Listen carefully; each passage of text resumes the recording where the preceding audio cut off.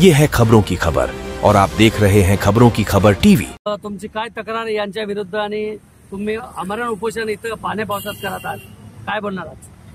जय महाराष्ट्र. मी प्रमिलाताई माळी, शिवसेना जिल्हा संघटक बीड.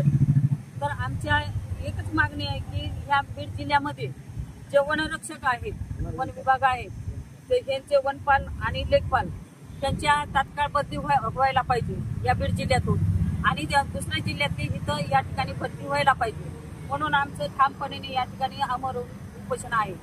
तरी या ठिकाणी खूप भ्रष्टाचार चाललेला आहे, म्हणून या ठिकाणी आम्ही आमरण उपोषण ठेवलेलं आहे. इथले काही स्थानिक पदाधिकारी आले होते का? आले होते की येऊन गेले, त्यांनी पाठिंबा दिलेला आहे? पाठिंबा दिलेला आहे तुम्हाला? अच्छा.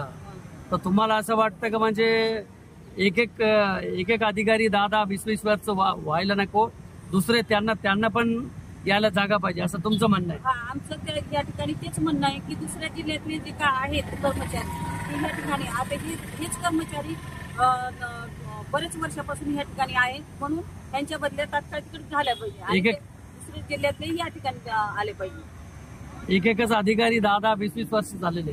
20 वर्ष झालेले. काय तुम्हाला का वाटतं असं का त्यांची बदली व्हावी म्हणून? कारण हे इथं भ्रष्टाचार चाललेला आहे, खूप मोठा भ्रष्टाचार चाललेला आहे. अच्छा. त्यामुळे ह्यांची झालीच पाहिजे बदली. अच्छा. तुमचं नाव सांगत आहे? मी प्रमिलाताई माळी, शिवसेना जिल्हा संघटक पटा.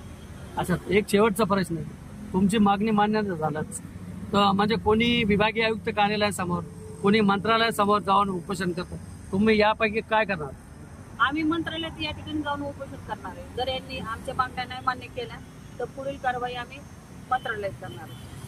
धन्यवाद.